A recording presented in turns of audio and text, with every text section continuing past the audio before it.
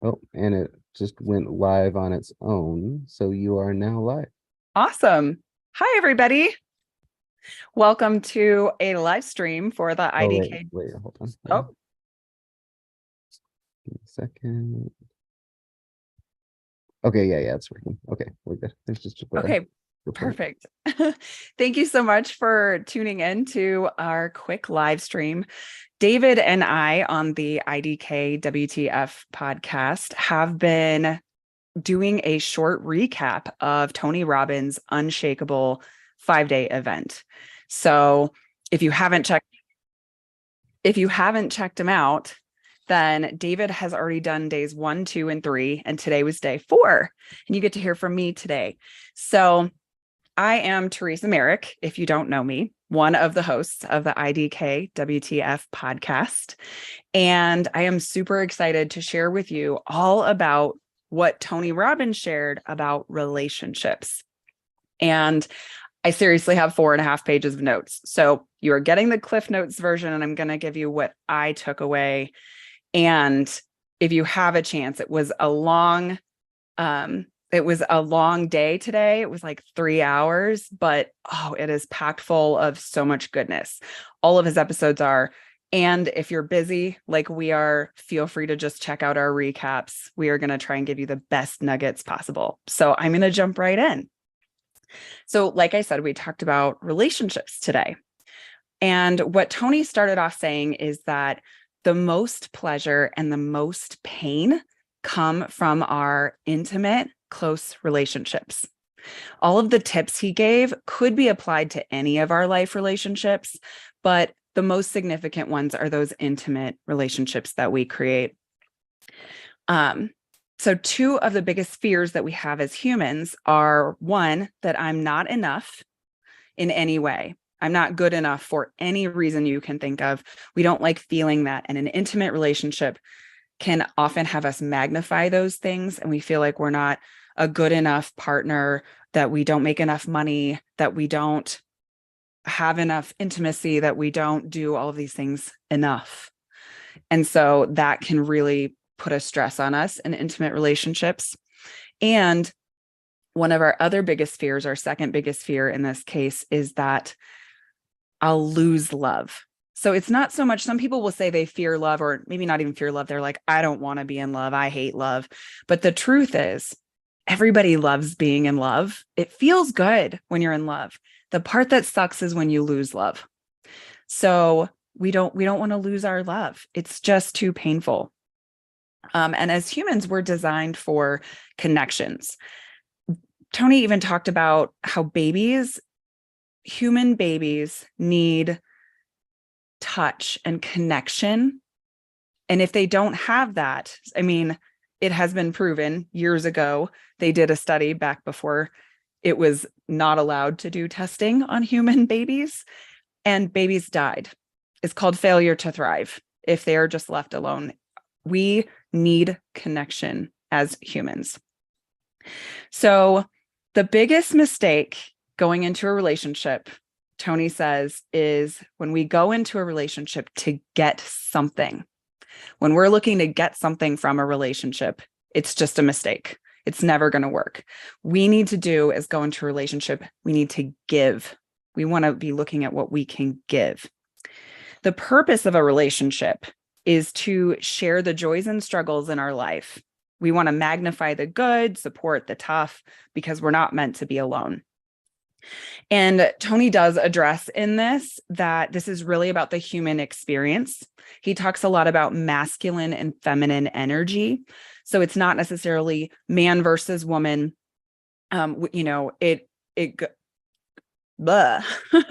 goes beyond all lines of sexual orientation and your gender identity and all those things, because all of us have masculine and feminine energy. And so he does speak in terms of like men and women a lot, but he does really also reiterate that this is everyone, and we can all relate to different pieces of relationships in the masculine and feminine energy. Let's see. All right. I got pages of notes, so I'm just referring. All right. So what Tony says is we want to pretend like we're foreign to this, we're an alien, and not bring all our baggage from relationships while we're looking at some of this stuff. So I'm going to invite you to do the same thing. We're going to look for patterns. What are our patterns in relationships? What does that look like versus all the things that are loaded and the emotions that we feel, because those bog us down and cause us not to be able to be objective. So what you want to do in a relationship, like number one thing he talked about is Tony says, take 100% responsibility and ownership in your relationship. You're going to give 100 out of 100. There is no 50-50. You must own that relationship. And relationships are a key part of your life experience. He talked about how there are businessmen who, and he's written a book about this, and he's like, a lot of times these billionaires that are self-made don't spend time to focus on a relationship. And it's a really big missing, because nobody gets to the end of their life and wishes that they had worked more. I'm sure you've heard that before, because it's a common thing that people say. It's like, what's important? The relationships you build. So let's see. One of the biggest challenges in relationships is negative stacking. So what that is where, it's like someone does something and it's kind of annoying. You don't really say anything, and they do it again and they do it again. And there's just little things. It's like the straw that broke the camel's back. And then you snap and you're aggressive and you're grumpy. And it's stacking all the negative, because all in that moment you see is all the negative stuff that person did. So what you want to do is utilize positive stacking. This is actually what you do at the beginning of relationships, because you wouldn't get into a relationship if you didn't completely adore, dote on, want to be with that person. And people around you are like, gag me. Like, I don't want to hear any more about how great your new partner is, because all you're doing is focusing on the positive. Tony talks so much about this every day. He talks about what you're focusing on. That's how your life is going to be. He refers back a lot to the last couple of days, in that in a relationship, it's what we focus on. So if we focus on all the little negative, annoying things, it's going to stack up and it's going to explode. If you focus on all the positive things, you're going to get that like lovey, yummy feeling that you want to have in a relationship. Of course, this does not mean there's not conflict or disagreements or things that happen. We did this really cool exercise where we imagine. So if you take a little bit of time to do this, imagine what it would be like go back to a moment when you had a really beautiful, intimate moment with your current partner, or in a past relationship, if you're not in a relationship. And how did you feel in your body? And it could be, it could be a sexual moment. It could be just an intimate moment, a loving moment, a playful, something that was really connected with your partner. And it's like, what would you be willing to do to have this feeling all the time? Maybe not every minute, but like every day. What would you be willing to do to like fill your life with these amazing connected moments with the person you love? Tony talks about 2 forms of communication. So I'm just speeding through, guys, because like there's so much good stuff. So 2 forms of communication. That's it. A loving response or a cry for help. And Tony goes, the cry for help does not usually sound like a cry in our mind. It sounds angry. It sounds pissed off. It sounds like, oh my God, you are so annoying today. Stop talking. You didn't take the trash out. It sounds like irritation, but it's a cry for help. So you want to look at that and consider that, how you're responding and how you can respond if your partner is like that. I mean, the first response might not to be like, well, it was your turn to take the trash out. Look at your own response, because maybe they're going through something that doesn't even have anything to do with you. Doesn't mean you should be treated poorly. You're smart. You know the difference. And Tony says, when you start measuring, what am I getting or not getting, that the state of your relationship is in a bad state. It's, again, when you're looking at the relationship from a getting perspective, that's not what we want to do. A great relationship is when you want to be better for yourself and for your partner. When your partner inspires you to want to be a better person, that is where it's at. It's all where it's at.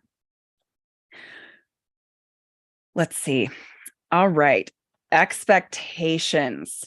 So Tony, like, write this down. Expectations destroy relationships. Full stop.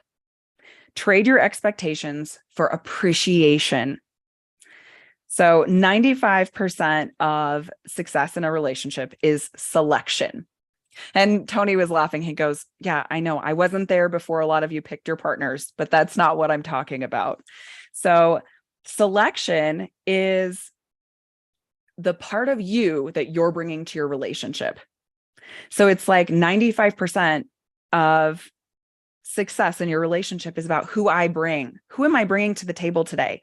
Earlier this week, Tony talked about different parts of our relationship: the warrior, the lover, the magician, the queen or king, the sovereign, right? So he's saying, who are you bringing in this relationship? Are you bringing the lover, the magician, the playful part? Or are you bringing, that negative, heavy, upset, disgruntled part of your relationship or part of your identity? Are you bringing that to your relationship? Because what you bring is going to create that success in your relationship. So then some of you might be going, well, what happens if I change and I'm owning 100% and my person doesn't watch Tony and he's not going to participate in this program? Well, we're in a cybernetic loop. We affect each other cyclically. So if I am changing my state, which I'm referring back to some of the other days. So if you haven't checked it out, check it out if you want to know what I'm talking about. But if I'm changing my state and my mentality and how I am creating meaning, then I'm going to affect my partner. And it can be in a very positive way or in a negative way. But that comes back to owning it 100%. All right. So I could just go on and on. All right. I'm going to try and highlight kind of the three main takeaways and the tips around them really quickly. So Tony talks about how the human mind does three things when a situation happens at any given time. It distorts it, it deletes it, and it generalizes. This is just because we can't process everything. He talks about how, like, at any given moment, I can feel the sensation of my clothes or my hair or, touching my body, but my brain just deletes it. If I think about it, I can feel it. But if I don't think about it, I'm not thinking of it. My brain deletes that information. It's not important because we're processing. We only pay attention to and register the few things we focus on. So it's really important to know that our brain is deleting a lot of information. And this is how we end up missing communication with our intimate partners, is because we're distorting a memory. Potentially, we remember it, how we did. And actually, Tony referenced this, and I thought it was really, really poignant.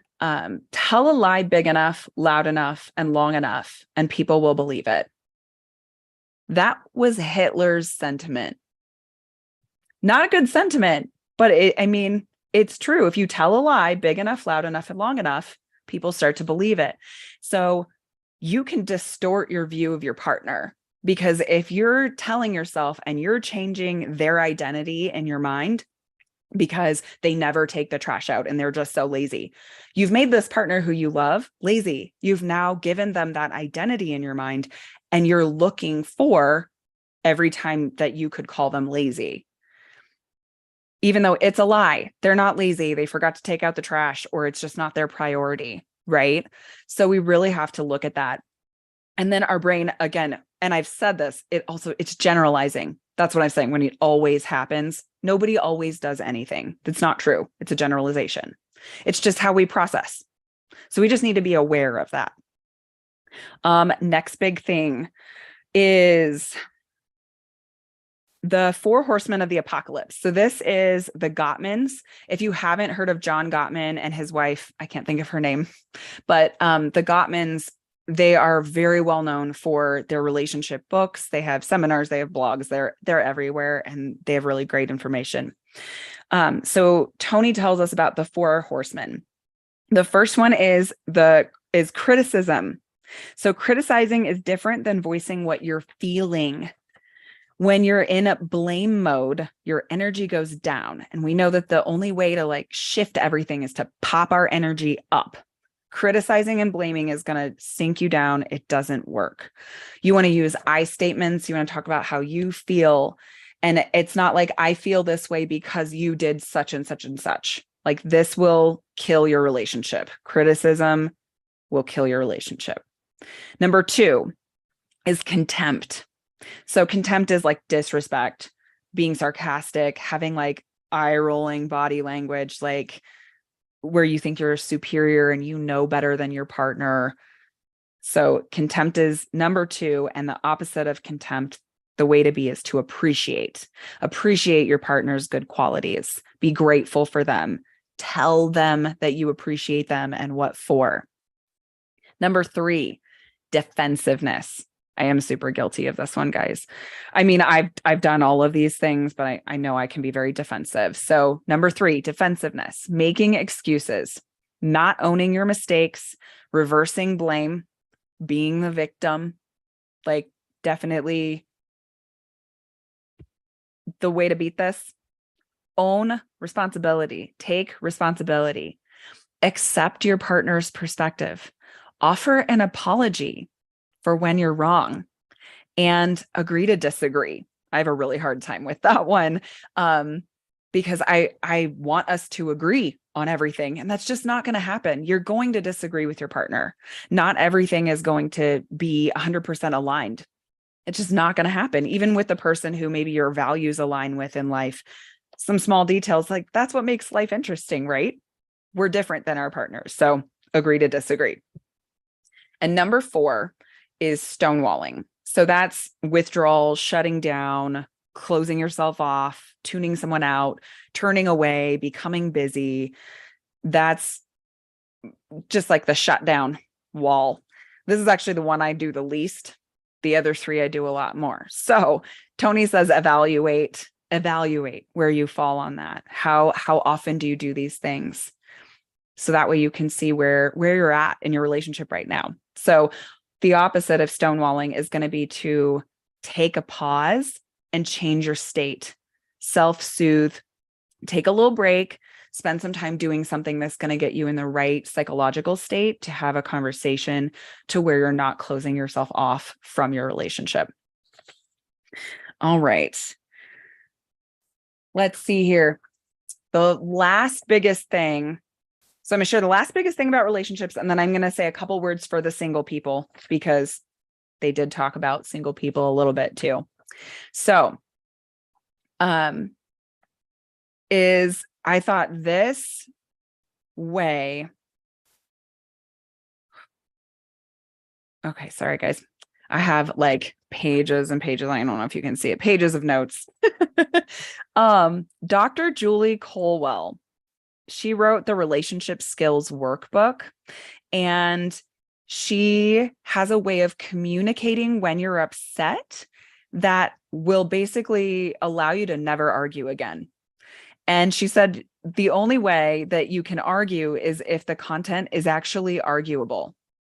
So how I feel, if I feel a certain way without blaming you, that's not arguable. If I say, I'm really angry at you, that's not arguable. Someone can't tell you you're not angry, right? So they use the acronym SEW, SEW. And it's the way to have an inarguable conversation about the important stuff. So number 1 is sensation. So I'm feeling this way in my body right now. I'm feeling really tight in my chest, and it feels like 100 bricks is sitting on me. And then you go to emotion. Number 2 is emotion. So my sensation is I'm feeling this tightness and there's 100 bricks on me. And my emotion is that I am really sad and I'm really scared that we'll lose our relationship. I don't know. I'm making something up. And Number 3 is then to state what you want or you don't want. So I'm really sad and scared, and I really want you to own these chores.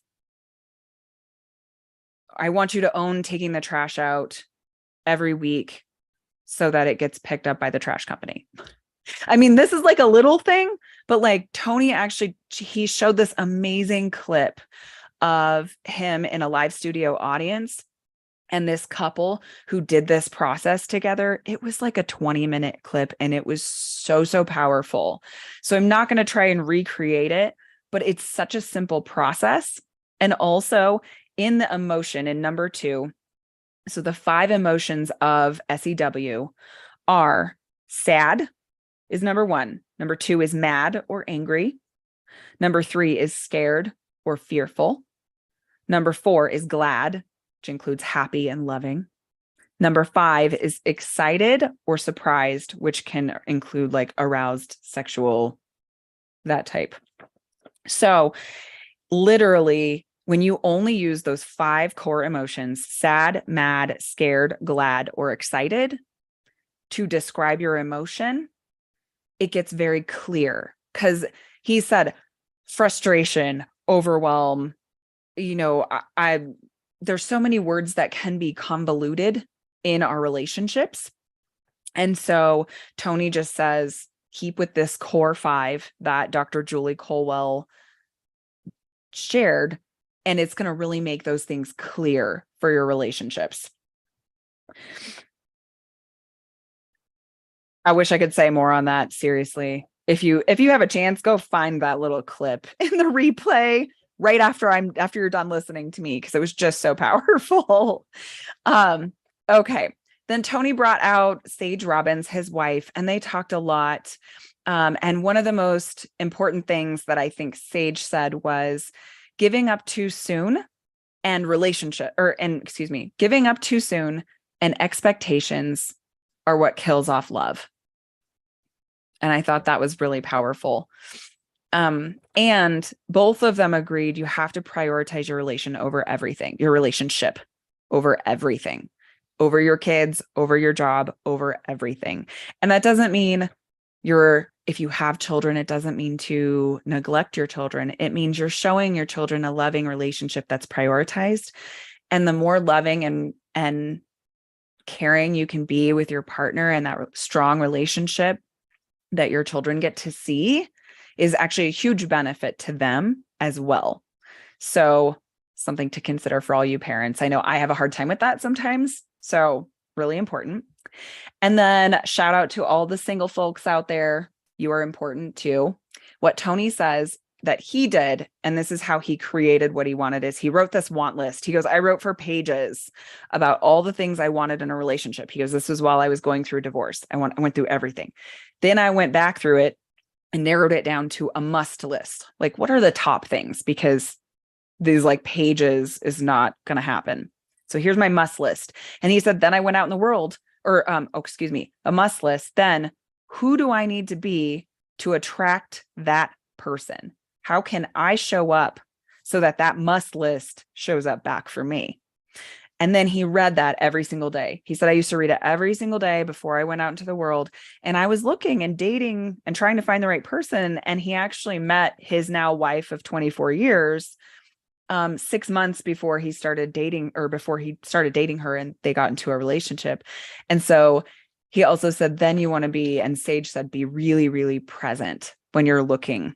If you want a relationship, because she had sort of independently done a very similar thing as Tony.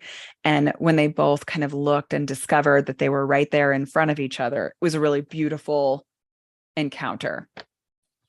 Oh, there is one more thing I want to share, and then I'm done. So you want to look out for the 3 U's and the 3 C's. And both masculine energy and feminine energy have all of these, some more than others, but you really want to look out for these things in your relationship so that you can create clarity and have good communication around them. So You want to look for the 3 U's. Number 1 is unseen. If your partner is feeling unseen, you want to see them. Number 2, they don't feel understood. So the second U is not understood. So, even if you're struggling, even if you're on different side, being like, yeah, that really must have been hard for you. Acknowledging them and trying to understand them, very important. Number 3, unsafe. You don't want your partner to feel unsafe. And this is often a feminine energy, very common, because a lot of times people who are in a more masculine energy don't feel unsafe regularly, but feminine energy, I am more feminine energy than masculine, and definitely just out in the world, there are times I feel unsafe. So it often comes up more frequently in feminine energy. All right. And then the 3 C's that you want to look for are criticized. So you don't want to criticize in your relationship. Like I said earlier, criticism kills. The second one is closed. Don't be closed. Don't shut yourself off. That doesn't work in your relationship. And if your partner is that way, you got to look to get it open again. And the third C is controlled. Nobody wants to be controlled. If you're being controlling of yourself, of them, if they're being controlling doesn't work. So unseen, not understood, and unsafe, and criticized, closed, and controlled. Those are all things that are not going to work in any relationship. Some lend more to masculine or feminine energy. And so you want to look at yourself in those situations. Tony also said, rate yourself again. How often do I do these things in my relationship or in the past relationships? What can I work on to be better in those moments? Like, say you're in your space, you're in your head, and you're like, okay, I'm just being very controlling. I'm being controlling of myself. So I don't need to bring anybody else into that bubble. You can have that exact dialogue with your partner. I am being super controlling and like anal about this situation. I'm going to go take a quick break and reset. And it's that simple. So you find the ways that you can move through these situations. And that is all I'm going to share. Oh my gosh, that was so much. And it was so powerful. Thank you so much for joining in. We will be back tomorrow. I'm not sure if it's going to be David and I or just David tomorrow, but check it out. Saturday night, we will have the final recap because tomorrow is day 5. And please do go back and watch the first 3 if you haven't. Take a listen, however you're digesting this information. David and I are super excited to be sharing Tony's Unshakable program. It's a challenge because Tony does give a challenge every day too. So we haven't talked much about that, but it's a challenge. And I hope that you're able to take some really great information. And if you got any nuggets from this, please share. I would love to hear them. Thanks, guys.